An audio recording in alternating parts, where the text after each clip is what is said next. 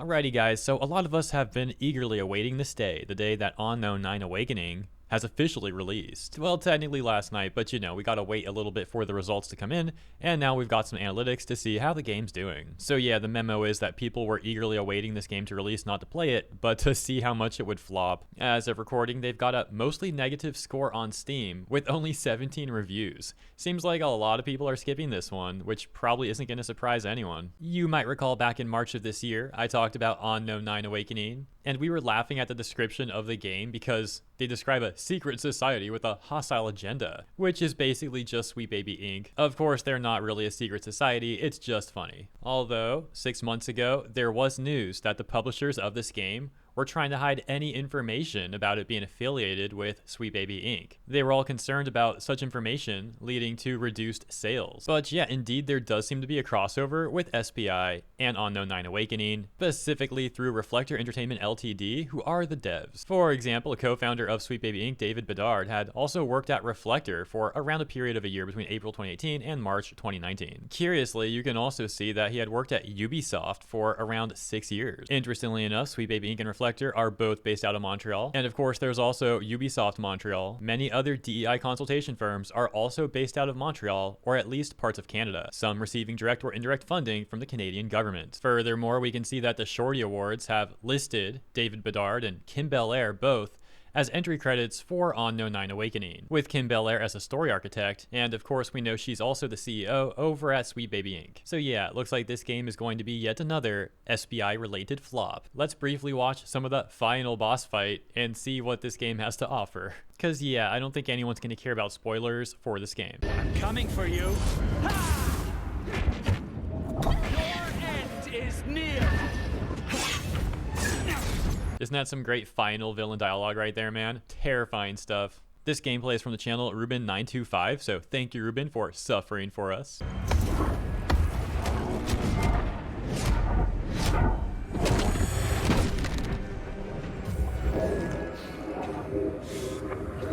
You're too late. Reka will free Session. You will be little more than a thorn in her side.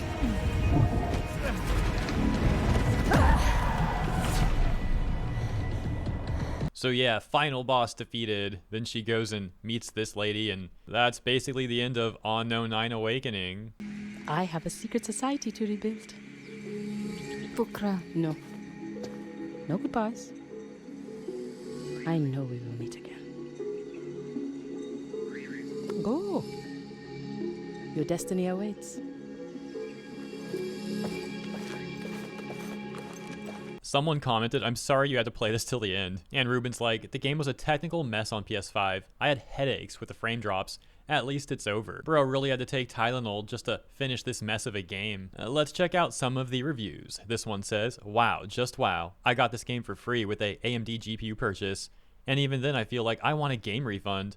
The combat feels like it is from 2005 as well as the lack of facial expressions. The eyes just stare straight ahead and it's quite disturbing. The combat is woeful, just dodge and hit. Stealth works the best, but it rarely stays that way." I think this review has the most hours played out of any that I've seen at 3.2 hours, so let's see what they say. "You can use some interesting / new reality bending powers, mind control, etc., but that's about it. Combat is really wonky otherwise. So many games do it so much better in every aspect. Combat, stealth, story, graphics, world building. It's not that bad, but kinda generic. Someone stated the graphics is locked at 85 FPS. This is not true. You can lock it at varying levels or unlock it completely, which is fine, I guess. I got this for free with my AMD CPU purchase, would not pay actual dollars for it." Lastly, we'll take a look at the SteamDB chart analytics for Onno9. We can see currently 277 players as of recording, and a 24-hour peak of 285. It seems highly unlikely that this game is going to be profitable, so I do wonder if this is another situation where this game's received government funding. Of course, that's not just going on in Canada. We also saw the recent situation with Dustborn, and how they not only received funding from the Norwegian government, but also EU grants too. There really seems to be a disturbing level of politically brain-rotted and disingenuous people in the gaming industry, many at these sort of DEI consultation firms or associated development companies. So let me know what you think about all that stuff, as well as Onno9 Awakening in the comments. As always, thank you so much for tuning in. If you enjoyed my coverage, please consider liking and or subscribing to the channel. Appreciate ya, and I'll see you in the next one.